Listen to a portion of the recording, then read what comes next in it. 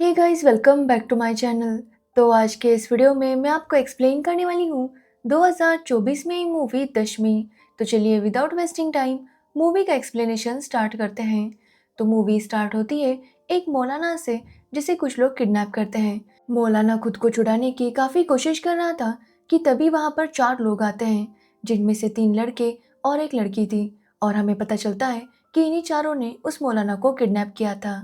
अब मौलाना उनसे पूछने लगता है कि आखिर उन्हें क्या चाहिए, आखिर उन लोगों ने उसे किडनैप क्यों किया है। तब उनमें से एक लड़का मौलाना से कहता है कि उन्हें बस सच जानना है। जिसके बाद वो लड़की वहाँ पर कैमरा लगाती है और मौलाना से कहती है कि वो अपने सारे जुर्म कबूल करे। और यहाँ पर हमें पता चलता है कि मौलाना ने एक लड़की के साथ गलत काम किया था, जिसके बाद उसके ऊपर केस भी हुआ था, लेकिन उसे जमानत मिल गई थी। और इसी वजह की वजह से इन लोगों ने उसे किडनैप किया था। जिसके बाद ये चारों डॉक्टर के कपड़े पहनकर एक एम्बुलेंस में एक हॉस्पिटल में जाते हैं, जहाँ पर एक बाबा एडमिट था जिसका नाम था सत्यानंद। ये लोग डॉक्टर बनकर सत्यानंद को भी किडनैप कर लेते हैं और उसे कहीं लेकर आने लगते हैं। यहाँ पर हमें पता चलता है कि सत्यानंद ने भी एक लड़की के साथ ज़बरदस्ती की थी, जिसके लिए उसे भी जमानत मिलने वाली थी, वो भी अगले ही दिन। लेकिन उससे पहले ही इन लोगों ने उसे भी किडनैप कर लिया था। यहाँ पर हमें पता चलता है कि ये सब कुछ विजयादशमी से जुड़ा हुआ है, मतलब अगले ही दिन विजयादशमी थी।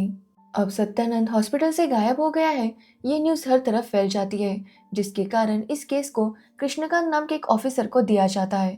उसे 24 घंटों में कुछ भी करके सत्यानंद को ढूंढना था। एक्चुअली सब लोगों को लग रहा था कि सत्यानंद को किडनैप उस लड़की के घर वालों ने किया होगा जिसके साथ सत्यानंद ने गलत काम किया था, क्योंकि सब लोगों को पूरा यकीन था कि अगले ही दिन कोर्ट में सत्यानंद को बेल मिलने वाली थी। यहाँ पर हमें पता चलता है कि सत्यानंद एक पावरफुल आदमी है और उसने सबको खरीद लिया था, इसलिए कोर्ट प्रोसीडिंग तो बस एक नाम के लिए थी। उसे बेल मिलने ही वाली थी, जिसकी वजह से वो काफी रिलैक्स था। लेकिन अभी उसका किडनैप हो गया था। जिसके बाद हम कृष्णकांत को देखते हैं, जो अपनी एक जूनियर ऑफिसर रिधिमा के साथ मिलकर उस एम्बुलेंस का पता करने लगता है। उसे पता चलता है कि एम्बुलेंस को जो नंबर प्लेट लगी थी वो नकली थी। साथ ही सत्यानंद को जब वो लोग ले जा रहे थे तो उन सभी ने अपने फेस ढके हुए थे, जिसकी वजह से पता नहीं चल रहा था कि आखिर वो लोग कौन थे। तभी कृष्णकांत को पता चलता है कि एक वीडियो काफ़ी तेज़ी से वायरल हो रहा है। एक्चुअली ये वीडियो कोई और नहीं बल्कि वही वीडियो है जो मूवी के स्टार्ट में बनाया गया था, उस मौलाना का कन्फेशन। अब कृष्णकांत सत्यानंद के आश्रम जाता है और वहाँ पर भी पूछताछ करता है, लेकिन वहाँ से उसे कुछ खास इन्फॉर्मेशन नहीं मिलती। तो वही पुलिस वालों को एम्बुलेंस और वो जगह मिल जाती है जहाँ पर किडनैपर्स ने पनाह ली थी। लेकिन वहां जाने पर भी पुलिस को कुछ भी खास पता नहीं चलता। मगर इसी बीच एक चर्च के फादर का भी कन्फेशन अपलोड होता है, जिसमें उसने बताया था कि उसने भी एक लड़की के साथ गलत काम किया था। अब ये देखकर कृष्णकांत रिधिमा से कहता है कि वो इथिकल हैकर मोनिका को बुलाए और पता चले कि इन वीडियोस जहाँ से अपलोड हो रहे हैं उसका सोर्स और लोकेशन क्या है। इसी बीच कृष्णकांत उस मौलाना के घर जाता है। वहां पहुंचने पर उसे पता चलता है कि जब से मौलाना गायब हुआ है तब से उस लड़की की फैमिली भी गायब है, जिसके साथ मौलाना ने गलत काम किया था। तो वही कमिश्नर पर सीएम का बहुत ज़्यादा प्रेशर था कि वो जल्दी से इस केस को सॉल्व करे और सत्यानंद का पता लगाए, क्योंकि सबको यही लग रहा था कि कहीं सत्यानंद का भी कोई वीडियो वायरल ना हो जाए। जिसके बाद मोनिका को पता चल जाता है कि कौन से लोकेशन से ये सारे वीडियोस अपलोड हो रहे हैं, और वो जैसे ही पुलिस वालों को ये बताती है तो वो लोग वहाँ पर पहुँच जाते हैं। वहाँ पर उन्हें एक लैपटॉप दिखाई देता है, जिसे ओपन करने की वो कोशिश करने लगते हैं। लेकिन तभी एक डॉक्टर का भी वीडियो वहाँ पर दिखता है, जो कि फिर से वायरल हो जाता है। एक्चुअली उस लैपटॉप को ऐसे रखा गया था कि अगर कोई उसे स्टार्ट करने की कोशिश करेगा तो वो वीडियो वायरल हो जाएगा। और वैसे ही हुआ था, जिसकी वजह से पुलिस वालों के हाथों ही एक डॉक्टर का वीडियो वायरल हो गया था, जिसमें डॉक्टर ने बताया था कि कैसे उसने एक लड़की के साथ गलत काम किया था। अब ये देखकर पुलिस वाले उस लैपटॉप को जब्त कर लेते हैं। साथ ही हमें पता चलता है कि जिस लोकेशन से वो वीडियो अपलोड हो रहे थे और जहाँ पर लैपटॉप मिला था वो उसी डॉक्टर का घर था। जिसके बाद एक अनाउंसमेंट होती है कि कल 7:30 बजे लाइव स्ट्रीम किया जाएगा। एक्चुअली कल विजयादशमी थी और उसी वक्त 7:30 बजे लाइव स्ट्रीम होने वाला था। ये देखकर कृष्णकांत को समझ में आ जाता है कि ये किडनैपिंग और कन्फेशन जो हो रहे हैं ये सब कुछ कहीं ना कहीं दशहरा से रिलेटेड है। इसलिए कृष्णकांत रिधिमा से बोलता है कि तुम मुझे पिछले 2 साल का उन सभी लोगों का नाम दो जिन्होंने लड़कियों के साथ गलत काम किया था और उन्हें बाद में जमानत मिल गई थी। साथ ही मोनिका कृष्णकांत को बताती है कि ये तीनों वीडियोस इसी लैपटॉप से अपलोड किए गए थे। इन्हें 3-3 घंटे के बाद शेड्यूल किया गया था, जिसकी वजह से ये अपने आप अपलोड हो रहे थे। अब ये देखकर कृष्णकांत उसे कहता है कि वो पता करे कि ये लैपटॉप कहाँ से खरीदा गया है। तो वही सीएम इन सभी वीडियोस को देखकर काफी परेशान था। साथ ही उन्हें अभी तक पता नहीं चला था कि सत्यानंद कहाँ पर है। इसलिए वो कृष्णकांत को बुलाकर इस केस के बारे में पूछने लगता है, क्योंकि उसे भी शक था कि जिस तरह से ये वीडियोस वायरल हो रहे हैं और सत्यानंद का किडनैप हुआ है, ये सब कुछ जुड़ा हुआ है। साथ ही सीएम और कमिश्नर को धमकी मिली थी कि अगर उन लोगों ने इन वीडियोस को ब्लॉक कर दिया तो शहर में अलग अलग जगह पर बॉम्ब ब्लास्ट होंगे, और इसी की वजह से ये लोग वीडियोस भी ब्लॉक नहीं कर पा रहे थे, क्योंकि 2 जगह पर पुलिस वालों को बॉम्ब मिल गया था और उन्होंने उसे डिफ्यूज कर दिया था। लेकिन अभी भी खतरा बहुत ज़्यादा था, जिसकी वजह से ये लोग काफ़ी परेशान थे और किसी भी हालत में उन किडनैपर्स का पता लगाना चाहते थे। अब कृष्णकांत सीएम से कहता है कि 7:30 बजे तक सब कुछ खुद ही खत्म हो जाएगा, या फिर उससे पहले कृष्णकांत ही सब कुछ खत्म कर देगा। कि तभी वहां पर 2 और वीडियोस अपलोड होते हैं, जिसमें से 2 और कन्फेशन थे, एक टीचर का और एक सोशल वर्कर था, और इन दोनों ने भी वैसा ही घिनौना काम किया था। तो वही हम सत्यानंद को देखते हैं, जिसे ये लोग अच्छे से टॉर्चर कर रहे थे। तो वही दूसरी तरफ कृष्णकांत के सामने वो लिस्ट आती है जिसमें उन लोगों के नाम थे जिन्होंने लड़कियों के साथ गलत काम किया था, लेकिन बाद में उन्हें बेल मिल गई थी। और ये टोटल 23 लोग थे, जिनमें से 9 को किडनैप किया गया था। अब कृष्णकांत ऑर्डर देता है कि बाकी 14 लोगों पर नजर रखी जाए। उसी बीच कृष्णकांत को पता चलता है कि इन 14 लोगों में से एक एमएलए भी है, जिसे बेल मिलने के बाद भी वो नहीं रुका था। मतलब उसके बाद भी उसने काफी सारी लड़कियों के साथ गलत काम किया था। जो देखकर कृष्णकांत समझ जाता है कि अगला किडनैप इसी एमएलए का होगा। इसलिए वो अपने असिस्टेंट के साथ उस एमएलए को ढूंढने निकल जाता है। उसे पता चलता है कि एमएलए अक्सर एक घर में जाया करता था, जहाँ पर एक माँ बेटी रहते थे, और एमएलए उस माँ के सामने उसकी बेटी के साथ जबरदस्ती करता है। और वो दोनों माँ बेटी कुछ भी नहीं कर पाती, क्योंकि वो जानती थी कि अगर उन्होंने कुछ भी किया तो एमएलए उन्हें मरवा देगा। इसलिए उनके पास ये सब कुछ सहने के अलावा कोई भी ऑप्शन नहीं था। लेकिन आज जब वो एमएलए उस बेटी को रूम के अंदर लेकर जाता है, तो वो माँ एमएलए के लोगों को शराब में नींद की दवा डालकर दे देती है, जिसकी वजह से वो सभी लोग वहां पर बेहोश हो जाते हैं। और उनके बेहोश होते ही वहां पर ये चारों लोग आ जाते हैं और एमएलए को किडनैप करते हैं, जिसमें उस माँ बेटी ने उनका साथ दिया था। अब वो लोग एमएलए को किडनैप करके ले जाते हैं कि तभी वहां पर कृष्णकांत आता है।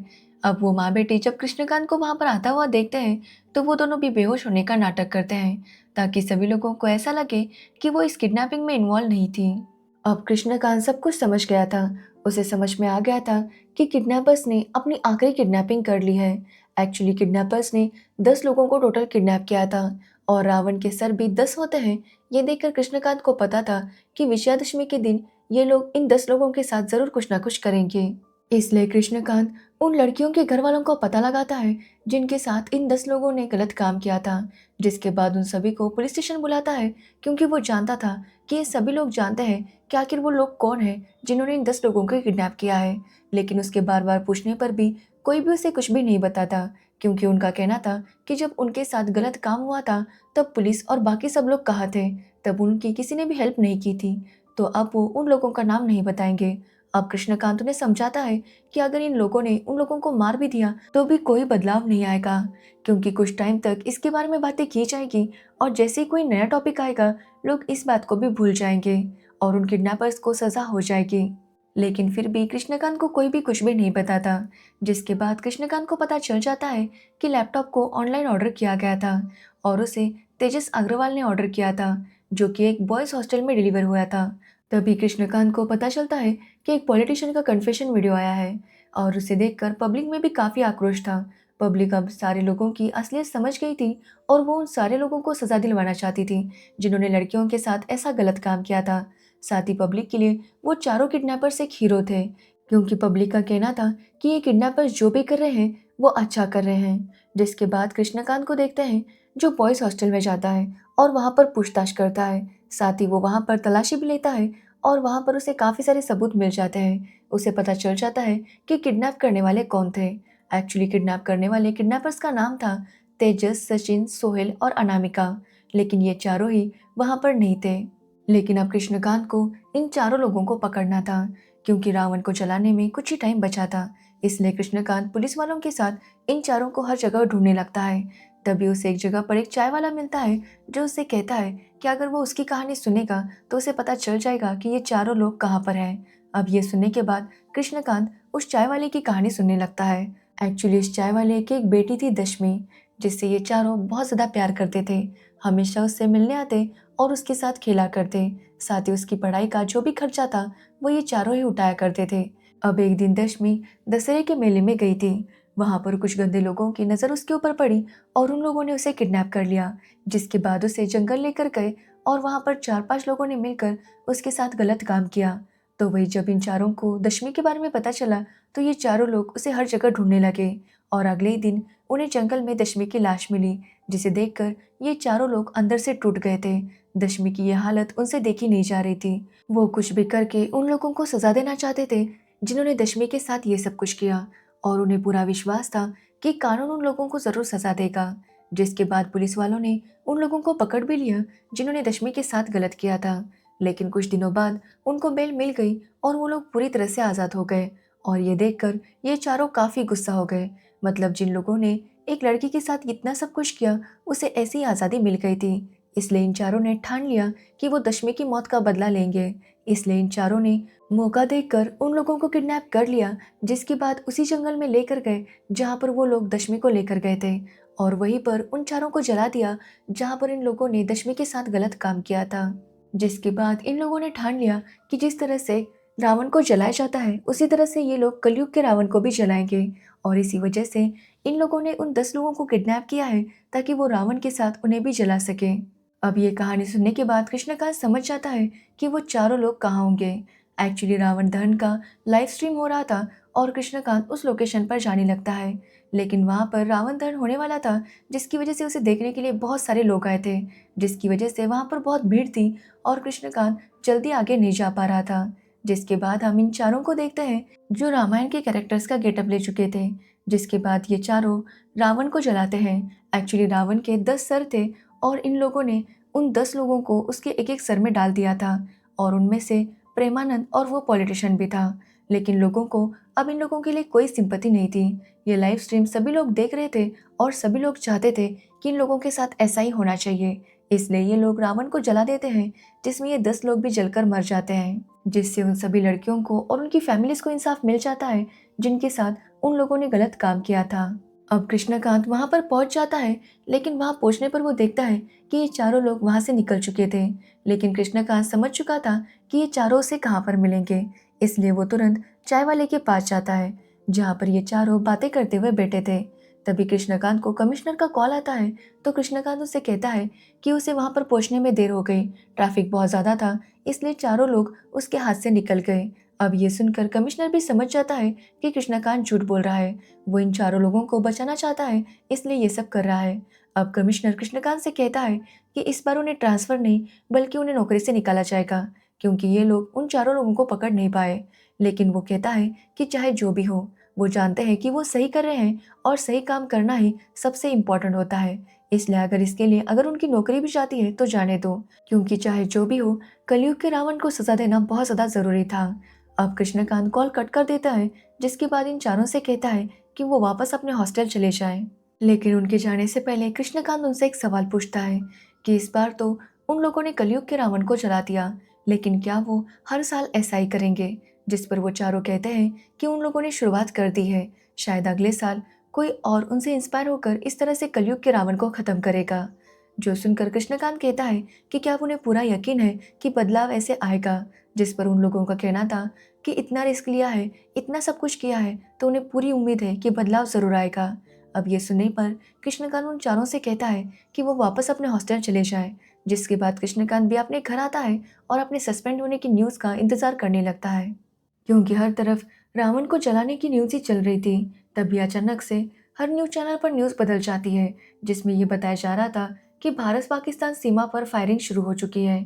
और ये देखकर कृष्णकांत समझ जाता है कि सीएम ने भी उसे माफ़ कर दिया है और अब उन सभी की नौकरी नहीं जाएगी, क्योंकि इस तरह से न्यूज़ का अचानक बदल जाना इसका मतलब यही है कि पब्लिक का ध्यान डाइवर्ट किया जा रहा है। क्योंकि जैसे लोगों को नई न्यूज़ मिलती है वो पुरानी चीज़ों को भूल जाते हैं और यहीं पर ये मूवी एंड हो जाती है। तो ये थी दशमी मूवी की स्टोरी। अगर आपको इस मूवी की स्टोरी और मेरा एक्सप्लेनेशन अच्छा लगा हो तो वीडियो को लाइक कमेंट शेयर ज़रूर करना और मेरे चैनल को सब्सक्राइब करना बिल्कुल मत भूलना। Thanks for watching video.